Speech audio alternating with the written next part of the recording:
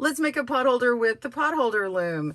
The Basketweave's potholder creates a fun diagonal zigzag design. This easy loom weaving pattern uses 18 pegs and is fully reversible. This one would look great as part of a bigger project like our Alice bag or a trivet. This pattern is fully reversible using 2 colors and is an easy beginner project. You can find a detailed chart of the design at Piglet's Potholder Patterns, and that is the Basketweave steps shared with permission under Creative Commons license. And we also have fully written instructions on our website, just row by row, just as we do with all of our other potholder loom patterns. All right, grab your supplies and we'll begin. Welcome to GoodKnit Kisses. We're all about helping you stitch your love and love your stitches. This pattern has written instructions and links to the right and left-handed video tutorials for your convenience, as well as the link to that chart referred to in the pattern we talked about before. So visit the link down below in our video description and link to our blog. If you'd like to purchase an ad-free version, you can do that on our website, or you can get them on our Ravelry and Etsy stores. But we will not be publishing the Creative Commons chart that I referred to, as that is a link through a PDF, and you'll be able to get that on our blog. All right, so be sure and click down below for more information, and we'll begin on our warp. The Basketweave Steps design uses 2 colors that alternate on both the warp, which is a vertical, and the weave, which is a horizontal. We're going to go ahead and start with the warp first. We're going to have 18 of each color, and color A is our pink and color B is our purple. We're going to start with color A on our warp, and we're going to put on all the odd pegs color A, or this pink, and all the even pegs color B, which is purple, and that's it. So you could go ahead and put on all of color A, every other one first, and then fill in with B. So go ahead and do that now. Pause your video as you need.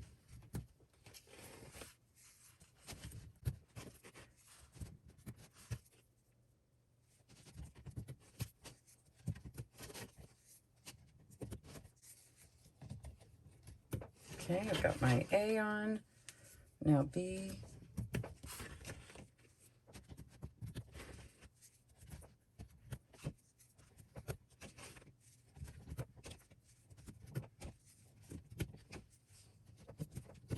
Okay, so this has a 4-row repeat on it, which is nice.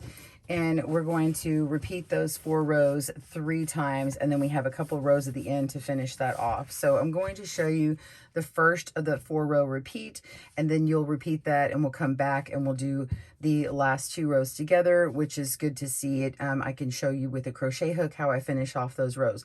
Most of the time I am working with just my fingers. If you watched one of my videos before, that's how I do it. So row 1 with A, we're going to weave over 2, under 2, 4 times. So over 2, under 2. Make sure you're going under both loops of that. So under 2, that's the 2nd time, the 3rd time, the 4th time, and then we're going to weave over 2, which is just going over the last 2. All right, that's it. Now on row 2 with B, we're going to weave over 2, under 2. So over 2, under 2.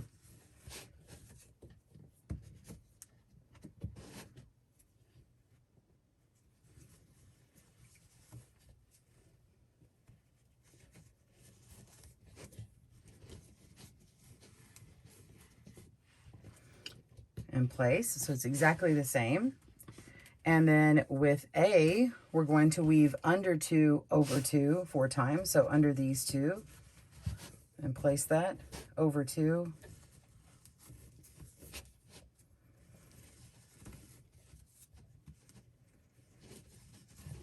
And then the last 2 are under 2. There we go. And then, you guessed it, with B, we're going to weave under 2, over 2, 4 times. So you're just doing what you just did with the other color. Pretty simple.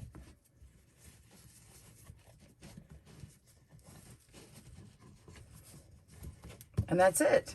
Super easy. And we're going to repeat those 4 rows again. So you're just going to pick up A again and weave under or over the top of the first 2 and under. I mean, you could even grab them at the same time and do them at the same time if you want to. Just don't get them twisted up. Okay? So it can be a little bit harder not to twist them up at the same time, but just work through. It speeds things up a bit. Make sure you're not missing anything on the side here. Grab both of our colors. We're gonna place and go under. Let me go ahead and get it started first individually.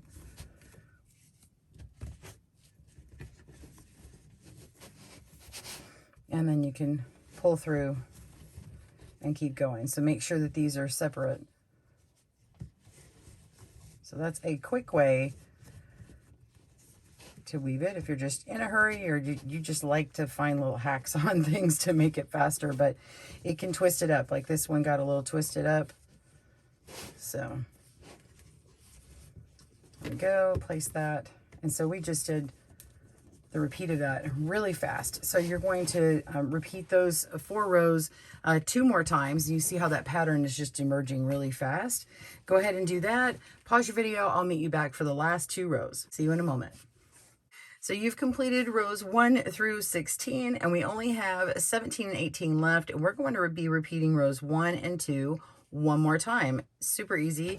Grab your crochet hook, and we're going to lift up the 3rd and 4th loops here. And we're just going to go ahead and place on these last 2 at the same time. Go ahead and start with A, place that on there. Go ahead and stretch it all the way across to that peg on the other side and lay down this last one, stretch it across, and it's holding on to it for you. And then you can lay down pegs 3 and 4 again. And now you can pick up these other 2 loops. Okay, pick up your weave loops and then lift up these next 2 sets of loops, or you can go over to these down here. So you have, let's see, 4, 7, 8. Okay, so loop 7, 8, and 11 and 12. So if you pick up 12 first, then 11, then down to 8, then down to 7, you can get all of them on there and then lay these loops across for your weave. Then it's a simple matter of laying down your warps again. And it's so much easier like that. And then now we only have 2 of them to pick up. So the 3rd and 4th from the end over here, we're going to pick these up. And you can see this long strand here, that can be trimmed after. Go ahead and lay down your weave again. And now you lay your warp back down. And you are ready to bind this off. So in order to bind off, you just come up to one of these loops and start working them all the way through. I'll get you started and then we'll finish up here in a moment. So I like to go to the end here. I work in this direction and I go 1 over to the side. That's just my method because I always do it the same way. It's easy to remember. I'm going to pick up this one first, and it's the last one on this row. And then I'm going to go to the first one on this next row, feed that loop through the next, and then pick up the very next loop and feed that through.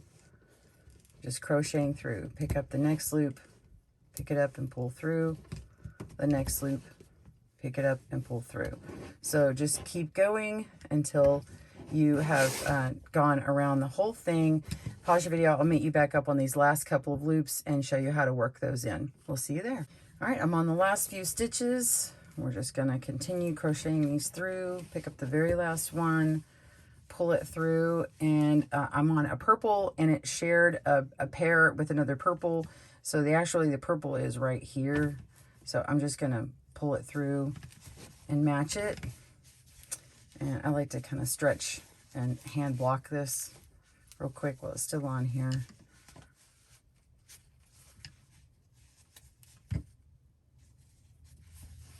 doesn't go anywhere.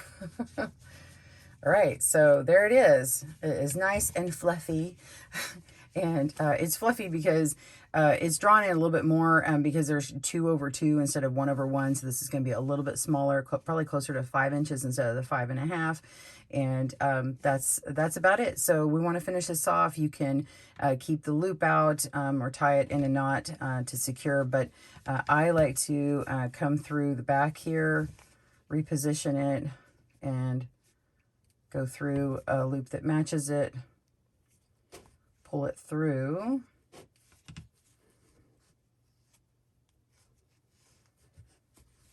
and then go under a few other loops and pull that through. And just basically secure it into place so that loop isn't popping out. Okay, and that's it. So you have made your potholder. I hope you enjoyed this video today. Be sure and let me know how you like yours, and check out all of our other potholder patterns and videos. We'll see you soon. Happy weaving, everyone. Bye-bye. Thanks for joining us today, where we help you stitch your love and love your stitches. See you again soon.